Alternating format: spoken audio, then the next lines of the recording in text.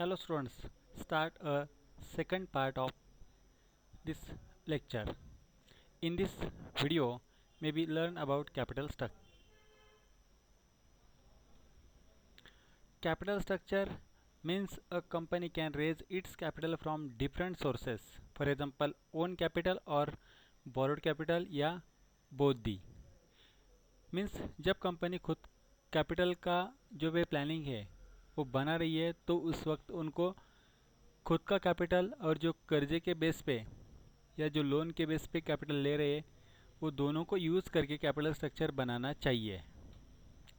The own capital consist of equity share capital, preference share capital, reserve and surplus. Means जब company capital structure बना रही है तो उसमें ओन कैपिटल खुद का जो कैपिटल है उस कैपिटल में equity share, preference shares, reserve and surplus ये बहुत सारे सोर्सेस है, ये बहुत सारे ऑप्शंस है. उनके ज़रिए कंपनी खुद का कैपिटल मीन्स ओन कैपिटल क्या कर सकती है, रेज कर सकती है. मीन्स ओन कैपिटल में बी raise when company raise own capital that time equity shares, preference shares and reserve and surplus options may be utilized. On other hand, borrowed sources are debenture and loans. Means company जो उधार या कर्जे के base पे जो capital raise कर रही है उस पर डिबेंचर और लोन के ज़रिए ये क्या कर सकती है, उधार या कर्जे के बेस पे फाइनेंस ले सकती है. A combination of different sources are use in a capital structure. Means जो कंपनी कैपिटल स्ट्रक्चर बना रही है, जो कैपिटल का प्लानिंग बना रही है उसमें सिर्फ ओन कैपिटल नहीं आप यूज़ कर सकते या सिर्फ बोरोइंग कैपिटल यूज़ नहीं कर सकते. तो आपको डिफरेंट टाइप ऑफ मतलब अलग अलग तरीके के जो सोर्सेस है उनको यूज़ करके आपका कैपिटल स्ट्रक्चर क्या है करना है, बनाना है. Means different type of securities में बी mix and prepare your capital structure. Means equity shares, preference shares, reserve fund, debentures, bonds में बी utilize and you prepare your capital structure. Capital structure means mix up of various sources of funds in desired proportion. Means आप कौन सा source कितना use कर रहे हैं और कितना यूज़ करना चाहिए, उसका रेशो क्या होना चाहिए, उसका इम्पोर्टेंस कितना है, उसके ऊपर खर्चा कितना आने वाला है, कंपनी कितना पेड कर सकती है, ये सब की सब कंपनी ने डिसाइड करके कौन सा सोर्स उसको प्रायोरिटी देके उसको यूज़ करना है ये कंपनी ने तय करना चाहिए. Means capital structure when company prepare the time utilize different type of sources and raise the required fund. To decide capital structure means to decide upon the ratio of different type of capitals. Means own capital का आपका ratio कितना है, borrowed capital का ratio कितना है, ये company को तय करना है. Show in this picture capital structure.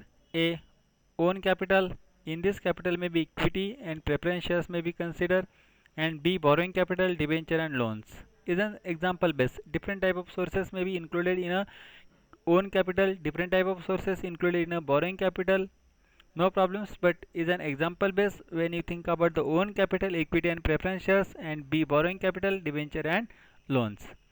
Means जब आप कैपिटल स्ट्रक्चर बना रहे हैं तो उसमें आपको ओन कैपिटल का पार्ट कितना है और बोरोइंग कैपिटल का पार्ट कितना है ये आपको तय करना है.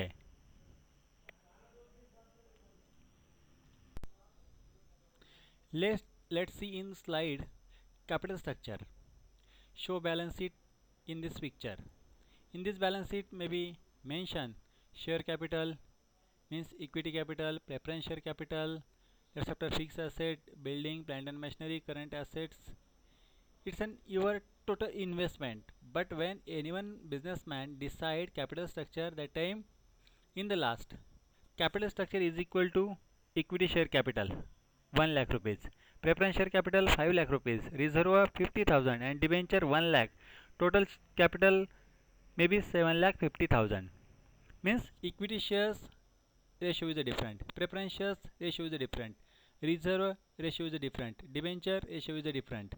मतलब आखिरी में अगर आप कैपिटल स्ट्रक्चर देखेंगे तो इक्विटी कैपिटल का रेशो कम है उसके नेक्स्ट में जो है प्रेफरेंस शेयर कैपिटल, उसका रेशियो ज़्यादा है, रिजर्व उससे बहुत सारा कम है, इक्विटी से आधा है, और जो डिवेंचर्स है वो मतलब बोरोड जो भी लोन है वो सिर्फ क्या है 1 लाख रुपीज़ है। मतलब as is possible when you prepare capital structure that time you utilize different type of sources in a proper portion. Definition of capital structure. R.H. Wessel, the long-term source of fund employed in the business enterprises. And second, John Hampton, a firm capital structure is the relation between the debit and equity security that makes up the firm financing of its assets. अगर आप दोनों definition को देखेंगे तो उसमें first definition जो है उसमें क्या कहा है कि लॉन्ग टर्म जो सोर्सेस है उसमें या उसके ज़रिए से आपको क्या करना है, फंड रेज करना है, मतलब इक्विटी शेयर्स, ओन कैपिटल्स या different type of bonds may be for a long period may be utilize and raise a long term capital. Means आपको लंबे समय के लिए जो भी फंड अवेलेबल होने वाले जो सोर्सेस है उनको यूज़ करना है। और जो दूसरी डेफिनेशन उसमें क्या कहा है, it's relation between the debate and equity securities. मतलब जो भी कैपिटल स्ट्रक्चर है उसमें आपका रिलेशन, मतलब जो भी आपका कैपिटल स्ट्रक्चर है उसमें आपको क्या करना है, डिबेट और इक्विटी ये दोनों का रिलेशन है। सिर्फ डिबेट भी नहीं हो सकता, डेब्ट भी नहीं हो सकता और इक्विटी भी नहीं हो सकता। मतलब बोरोइंग भी होना चाहिए और ओन कैपिटल भी होना चाहिए। ये दोनों होने की वजह से या दोनों को कुल मिला के आपका कैपिटल स्ट्रक्चर होगा। अदरवाइज सिर्फ ओन कैपिटल पे नहीं होगा या बोरोड कैपिटल पे नहीं होगा। The capital structure is a composed of own fund and borrowed fund. मतलब आपका कैपिटल स्ट्रक्चर जब आप बना रहे हैं तो उस वक्त आपको क्या करना है, ओन कैपिटल भी यूज़ करना है और बोरोड कैपिटल भी, उसमें बोरोड फंड भी क्या करना है, यूज़ करना है। अगर आप ओन फंड देखेंगे तो वो जो ओन फंड है तो कहाँ से आता है, own fund includes share capital, free reserve and surplus.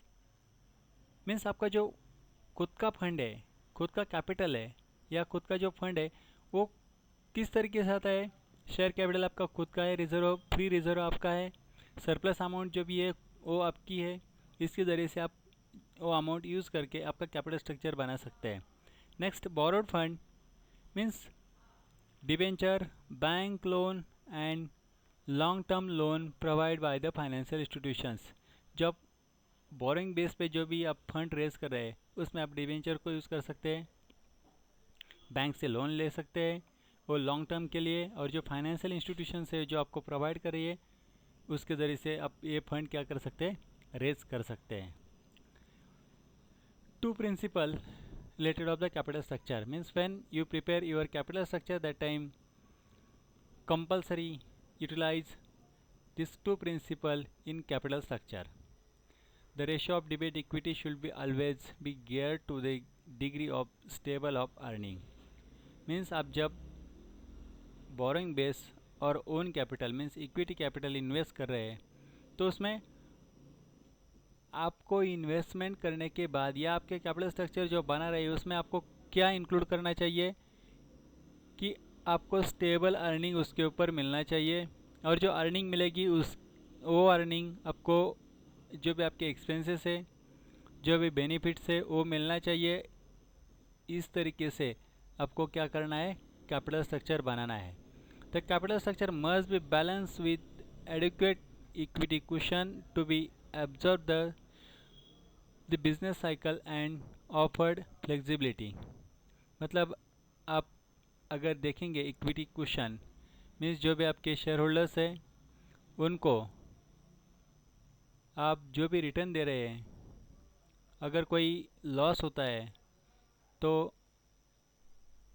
आपको ये सब कुछ इसमें बियर करते आना चाहिए। उसको आप आगे कैसे चला सकते हैं ये भी उसमें कंसिडर करना चाहिए, मतलब उसको कवर होना चाहिए इक्विटी कैपिटल को।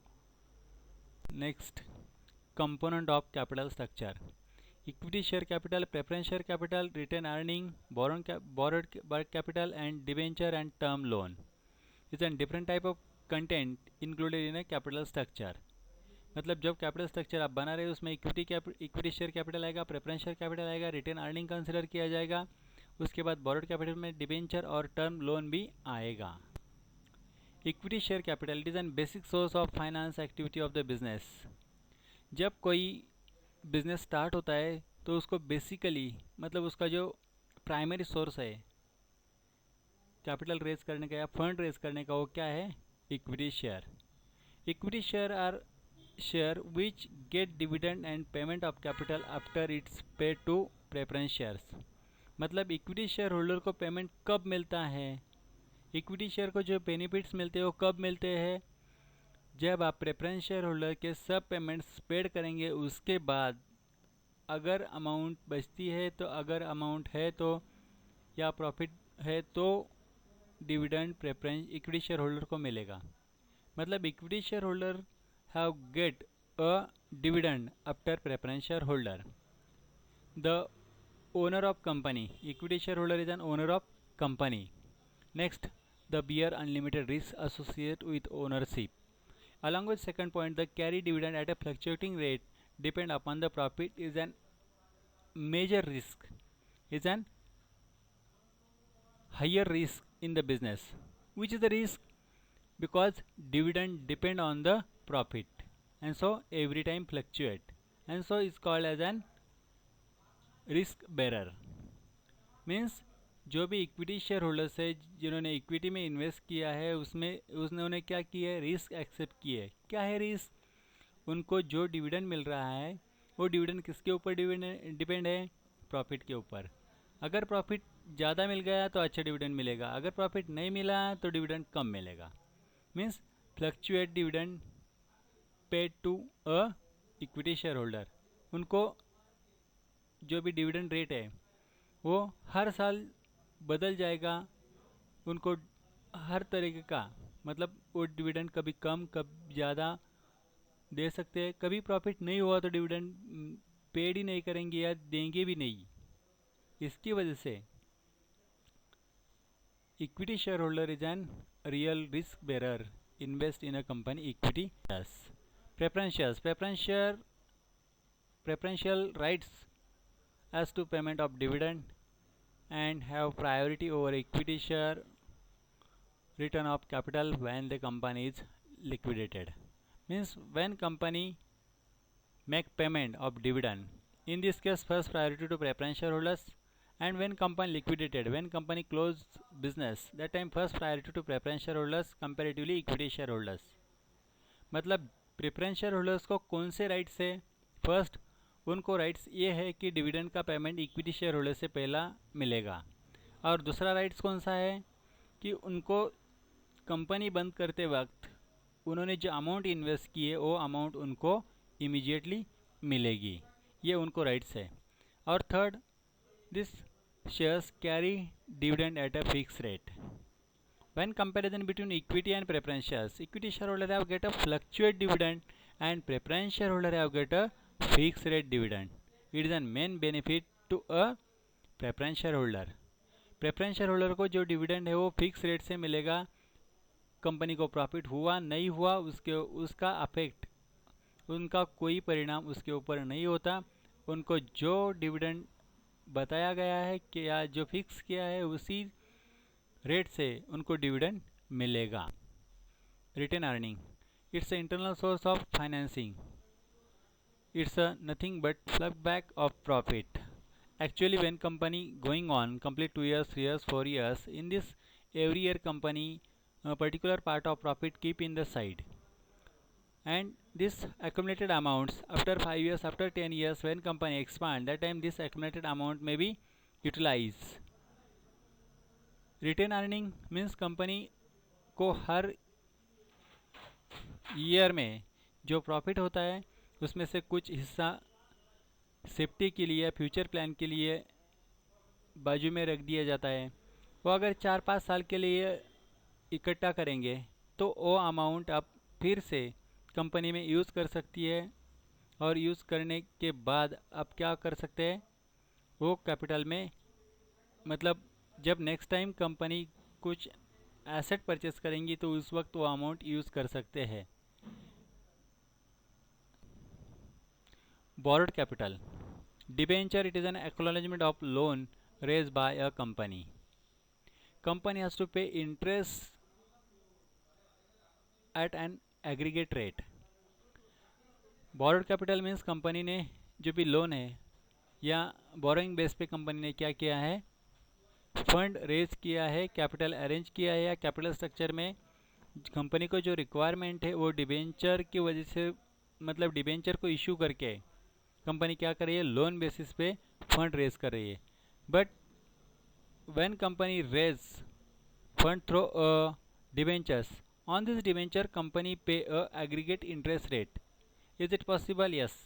Debenture holder and company maybe agree on a particular interest rate. This interest rate is called as an aggregate interest rate. मतलब कंपनी डिबेंचर होल्डर पे कितना इंटरेस्ट दे रही है और डिबेंचर होल्डर्स कितने में मान रहे हैं. जब कंपनी और डिबेंचर होल्डर्स पर्टिकुलर पॉइंट पे या पर्टिकुलर इंटरेस्ट रेट पे सहमत होंगे, suppose company and debenture holders में भी सहमत on 8% interest, means aggregate interest rate is an 8%. Next, term loan. Term loan are provided by the bank या financial institutions. But when company approach to financial institutions या bank and take loan from the financial institutions or bank, that time no any bargaining, no any maybe bargaining regarding interest rate. Maybe on the side of the financial institutions, fixed rate of acquire fixed rate interest on this loan. Term loan में क्या होता है, company जब bank के पास जाती है, financial institution के पास जाती है, तो कंपनी को कोई बार्गेनिंग या कंपनी कोई चांस नहीं है वहाँ पे इंटरेस्ट रेट कम करने का. बैंक जो भी बोलेगी, जो फाइनेंशियल इंस्टीट्यूशंस बोलेगी, वही इंटरेस्ट रेट कंपनी को उसके ऊपर पेड करना पड़ेगा. इसमें कंपनी को कोई चांस नहीं. Difference between fix capital and working capital. Meaning fix capital refer to any kind of physical asset is called as an fix asset. Means fixed capital invest in a fixed asset, means physical form means land and building, plant and machinery, furniture, fixture. Working capital refer to the sum of current assets, bills receivable, inventories, different type of working maybe invest in this. Next, nature, it's stay in the business almost permanent. When you purchase any machinery, plant is an permanent, not every time sold. But when comparison between working capital is circulate every time change, and so is called as a circulating capital. It is invest in a fixed asset such as land and building and different type of equipments. Working capital is invest in a short term assets such as cash, account receivable, inventories, etc. Which is a source? Fixed capital funding can come from the selling shares and debentures, bond and long term loans. मतलब आप fix capital जब raise कर रहे हैं तो अब वो capital कहाँ से आ रहा है, come from selling shares. Shares को क्या कर रहे हैं, सेल कर रहे हैं, डिबेंचर्स को सेल कर रहे हैं, बॉन्ड को सेल कर रहे हैं और लॉन्ग टर्म लोन ले रहे हैं, और उसकी जो भी अमाउंट उससे मिल रही है उसमें से क्या कर रहे हैं, फिक्स कैपिटल से फिक्स एसेट परचेस कर रहे हैं. और वर्किंग कैपिटल क्या है, working capital can be funded with short term loan, depositor, trade credit. Means when raise a working capital, that time different type of funds may be raised through a short term loan, deposit, trade credit. What is the object? When invest in a fixed capital, that time main object may be receive future profit. मतलब जब आप fix capital में invest कर रहे हैं तो क्या है आपके एक्सपेक्टेशंस, क्या है आपका फ्यूचर प्लानिंग, फ्यूचर में आपको कोई प्रॉफिट मिलना चाहिए, इसकी वजह से आप इन्वेस्ट कर रहे हैं. अगर आप वर्किंग कैपिटल में इन्वेस्ट करें तो उनको ये एक्सपेक्टेड है कि क्या करना है, इमीडिएट उसके ऊपर प्रॉफिट मिलाना है. लास्ट में when you invest in a fix capital, that time higher risk. मतलब आप फिक्स कैपिटल में जब इन्वेस्ट करेंगे तो आपकी रिस्क क्या है, ज़्यादा है. Comparatively when you invest in a working capital is an less risky because time is a less, amount is a less comparatively fixed asset. Thank you. Chapter 1 is the finish. Remaining part chapter number 2 discuss in a next video. Thank you.